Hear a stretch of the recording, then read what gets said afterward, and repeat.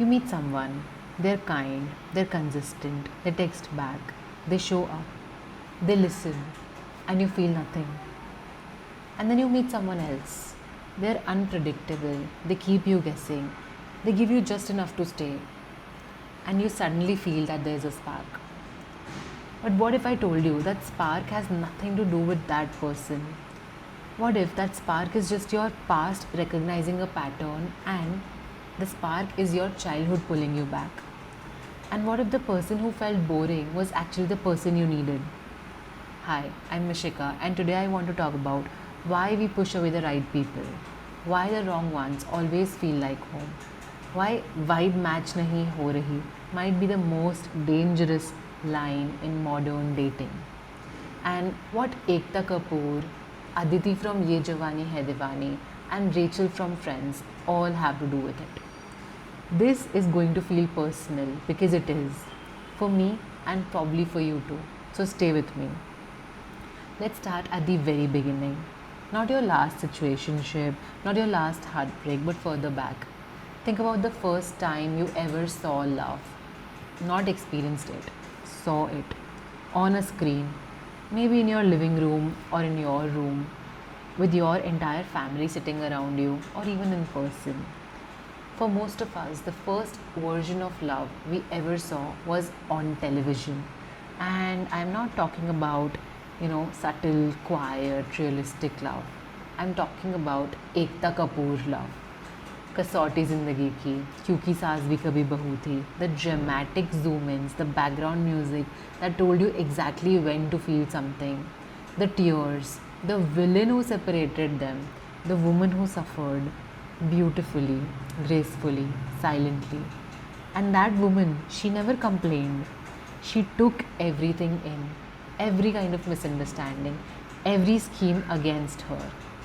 Every time someone plotted behind her back, she stood there, being correct, being patient, being good. And we watched her and we became her team. We were on her side. We wanted to scream at the TV that she's the good one. Why can't you see that? We wanted to tell her side of the story to everyone misunderstanding her, even if they were inside that TV. And then there was the man, the one who finally sees the truth, even if it was after so many episodes, but who finally stands up for her. And so many episodes of her suffering, he finally takes a stand after that. And in that moment, we felt it. That was love. That was the moment that we waited for. And everyone is happy. The truth came out. Mission accomplished. And we feel that now the story has a good ending. Finally, love wins and everything. But then, just the next day, the villain brings something else, a new scheme, a new reason for her to suffer again. And it never really ended. It just got more tangled, more dramatic, more painful. But we stayed. We watched every single day. And while we were watching, we were also learning. We were learning that love has levels and angles and layers, so many people, and it has so much work that you need to people please, because that is what she did. That you need to earn the man's love and his family's love too. And you also need to win everyone's love. You need to be the one absorbing everything and then giving everything to, just like the main lead. And that was love to us, being silently correct, waiting to be chosen, giving everything, trying our best, hoping that someday finally someone sees us. That was the language of love that we absorbed before anyone taught us what love actually is. And here's the thing, nobody told us that this was fiction, that this is not how things actually happen. Nobody sat us down and said that this is entertainment, not education. This was written for TRP, for drama, for ratings. It was earning them money while it was teaching us what love was. And nobody told us the difference. It was teaching us how actually to be. We knew it somehow. Somewhere inside, we knew that this was not real. But we still carried it. We still romanticized it. We still manifested it. We breathed those kinds of stories into our teens, into our 20s, and then into our relationships as well. I still remember watching Balika Vadhu with my dadi and the rest of my family, and looking around the room at the women sitting there, whoever was watching it, even on their own. Finally, they were feeling seen by something. That show spoke for them. It made them feel home. The show actually became their voice. These women, our mothers, our grandmothers, our aunts, they connected so deeply with these stories because it reflected their own lives. And we were sitting there, we were very young, we were absorbing it all. Not because we chose to, but because we were surrounded by it. It became the air that we breathed. And it was not just TV. Think about the people around you growing up. The teachers who just noticed you when you did something exceptional. The friends who were only close to you when it was convenient to them. The family members who loved you but only on their own terms. The seniors who were there with you but not actually there with you. You also don't know what was happening.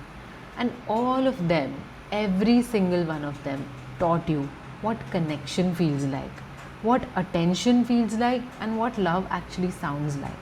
And none of them asked your permission. The friend who ghosted you and came back months later like nothing happened, you accepted them because that was closeness, and that is what was shown in the TV. Okay. And maybe like you'd seen it in the movies as well, that these people always come back. They've built a character like that also. They've invested so much in that character. We've invested so much in that character. And when they finally come back, there's that feeling that it is meant to be, that they came back. It's a fairy tale ending. Maybe it was written, it was destined, and everything. All the feelings come back. But nobody taught us that someone leaving and coming back is not romantic. It is a pattern. And what spicy things happen after they come back, that was what was shown on the screen. That what was the twist? The coming back was never questioned, it was only celebrated.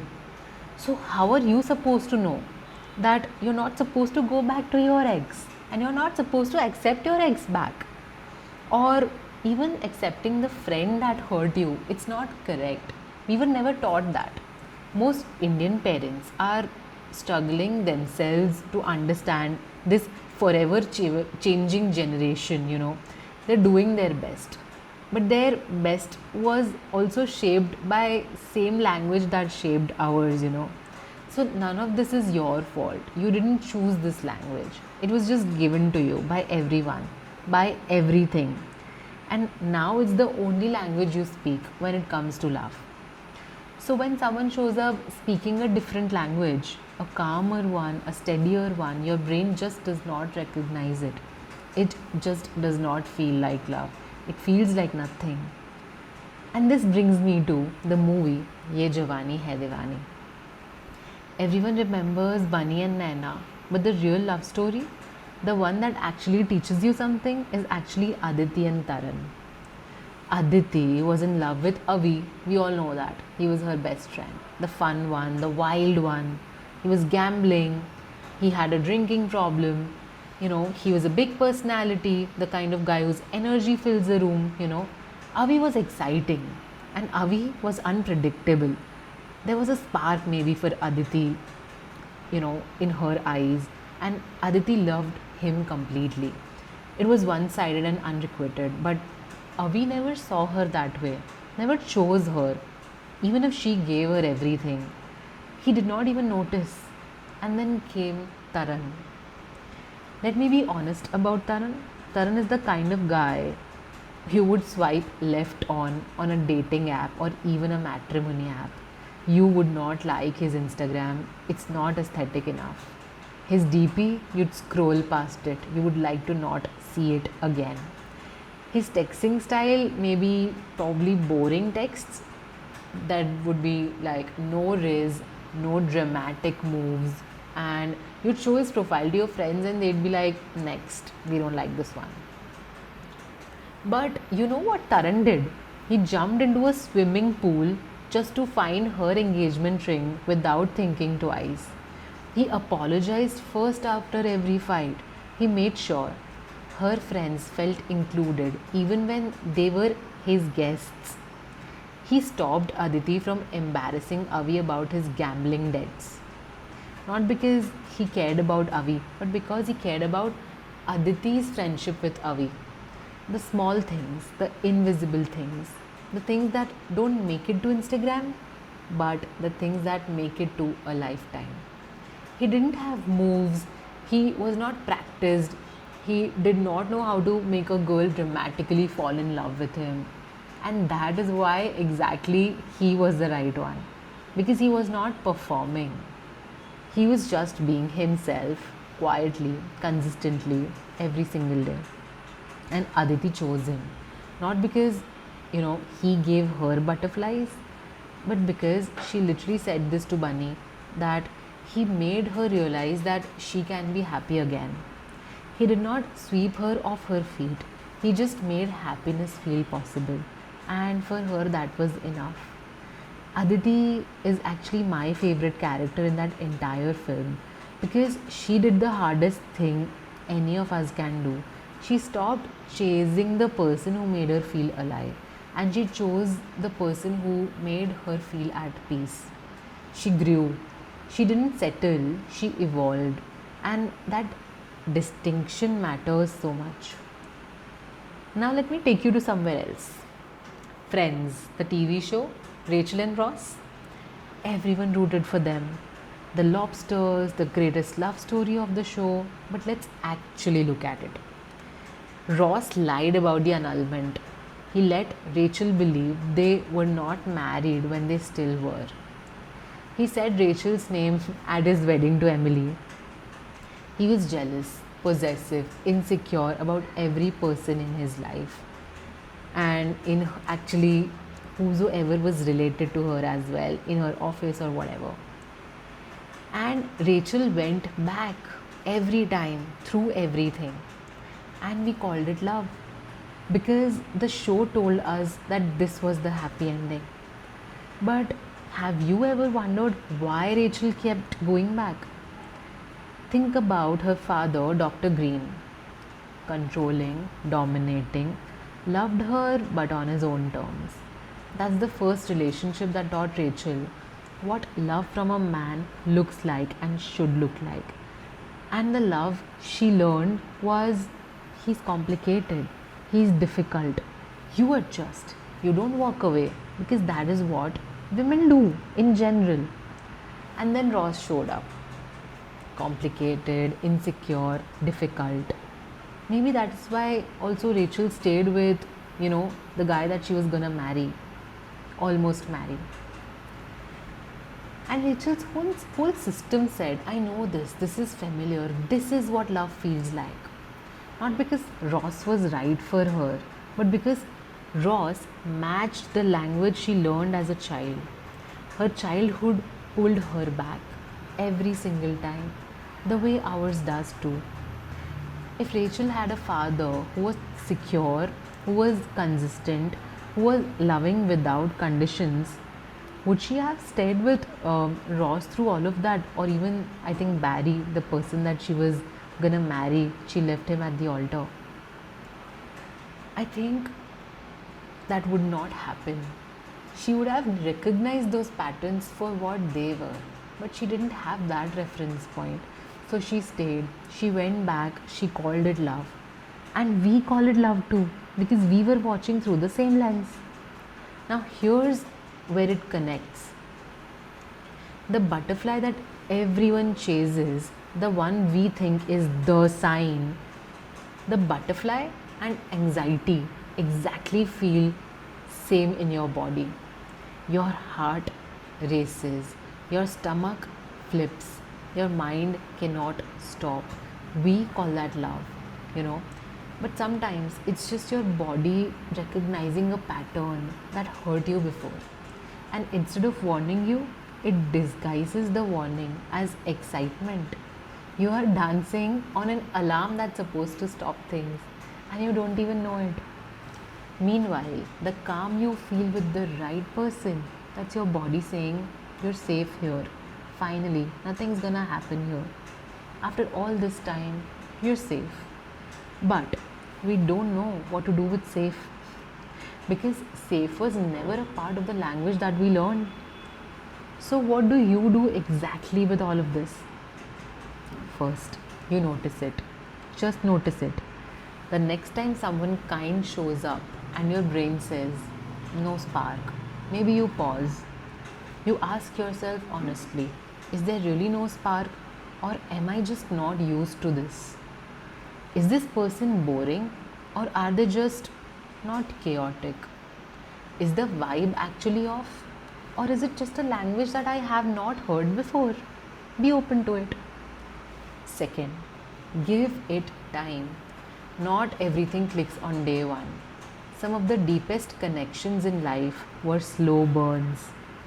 They started with comfort, with ease, with someone just being there. And one day you looked up and realized, oh, this is love. This was here the whole time. I just was not looking because it didn't come with background music. Third, check your references. Where did your idea of love come from? Was it a healthy place? Was it a real place? Or was it a TV show with dramatic zoom ins and a woman who suffered beautifully for 500 episodes? Because if your reference point is a fiction, then every real person is going to feel like a disappointment. Not because they're disappointing, but because reality was never going to compete with a script. And finally, be your own Aditi. She loved Avi fully. We all know that. But he never saw her also. And instead of waiting forever, she let go. She didn't become bitter. She didn't close herself off. She opened herself to a different kind of love, a quieter kind of love, a Taran kind of love. The kind that does not trend, the kind nobody makes reels about, but the kind that actually lasts. She found happiness, not the casottis in the geeky background music kind, but the real kind. The kind that shows up on a boring Wednesday and stays. The kind that doesn't need a villain to make it interesting. The kind that is initially, interesting all by itself and it stays that way because it is peaceful. And peace, once you've tasted it, is the most addictive thing in the world. I am telling you. And that is what I want for you. Not the drama, not the person who makes you question everything, even yourself sometimes. The person who makes you stop questioning. The person who shows up even where there is nothing to gain. The person whose Instagram is boring but whose presence is actually everything for you, slowly but steadily. Love was supposed to find you, and sometimes it finds you very quietly through the most average looking profile on the app with the most basic DP, and you almost miss it like you had accidentally swiped left. Because you were too busy swiping right on the chaos and the excitement, something that felt very nice to you in some way. So the next time you sit across someone and think vibe match nahi ho rahi yaar, ask yourself one thing, match किस चीज़ से नहीं हो रही, your past or your future? Because if it's your past, that is not a vibe check, that is just an old language trying to keep you stuck, and you deserve a new one.